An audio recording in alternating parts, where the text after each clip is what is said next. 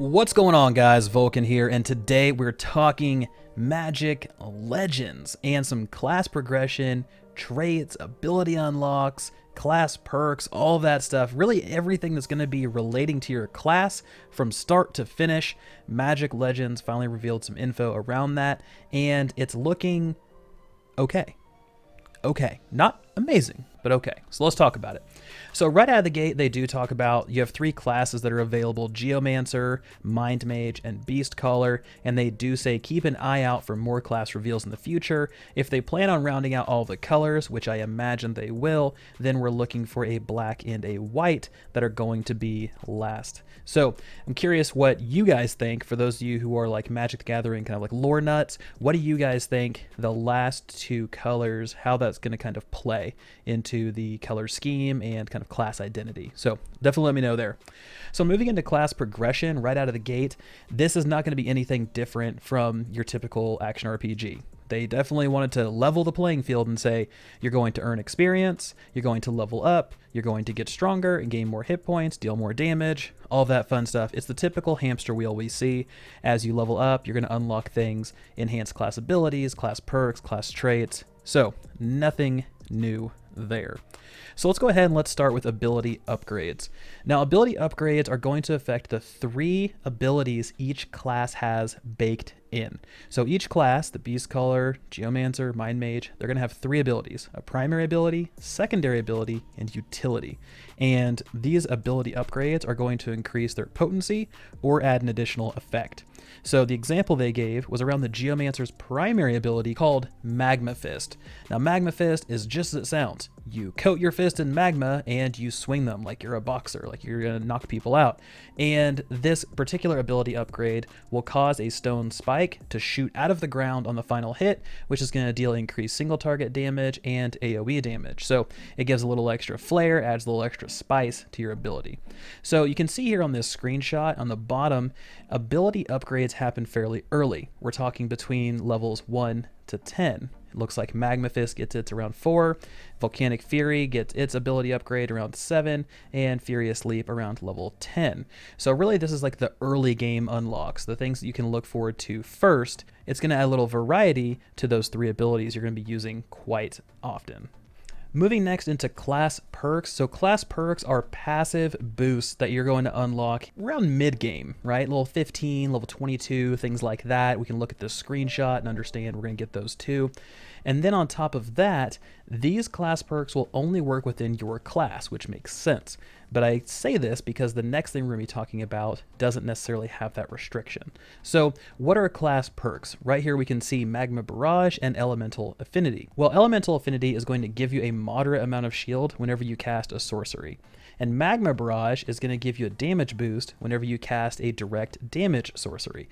So basically, if you launch a direct damage sorcery, you're going to get the shield plus the damage boost, and you're going to be an absolute like force to be reckoned with, because the Geomancer is going to be up in people's faces. It's kind of in the action. It's the melee style class. So managing those class perks is going to be beneficial to using this class well in the long run.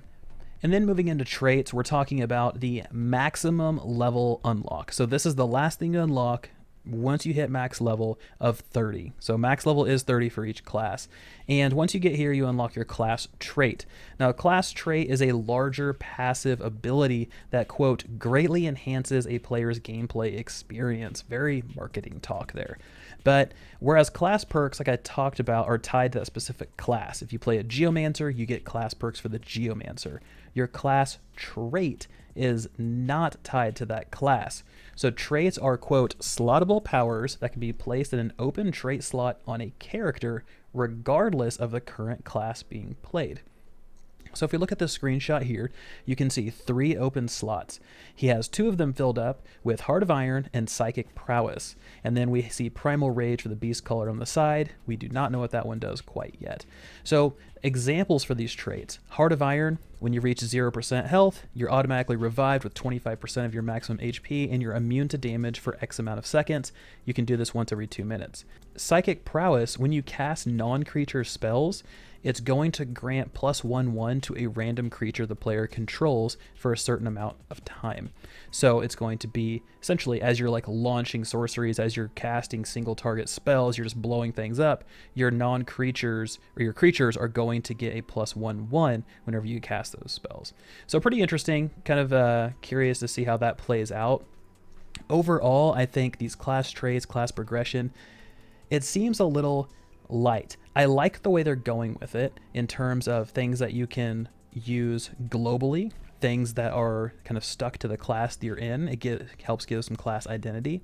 But ultimately, I feel like the ability upgrades, I would like to see another set. I would really like to see a Magma Fist A, Magma Fist B, Volcanic Fury A, Volcanic Fury B, to help kind of create a little bit of choice, because right now once I hit level 4, my Magma Fist does this and it always does this. Once I hit level 7, my Volcanic Fury does this and it always does this. Once I unlock those class perks, those are my class perks. That is it. And it kind of gives a little bit of claustrophobia when it comes to your class. That's all you get. That's it. You're done. But we will talk about artifacts in the next video, which dives into gearing and allows us to kind of fine-tune our character a little bit more and create that build identity. So it's kind of interesting seeing the balance they're pulling between your class identity versus your build identity, the lack of customization on your class side versus the level of customization on the gearing side. So what do you guys think about class traits, class perks, all of that kind of progression? Personally, I feel this progression is very light. Like I mentioned, I feel like we're going to need a little bit more if we're going to be investing in these characters, because right now this kind of comes across as, I don't want to use the term mobile game, but light like a mobile game. So I definitely want to hear more, definitely want to see more, but I want to hear from you guys. What do you guys think about class progression in Magic Legends?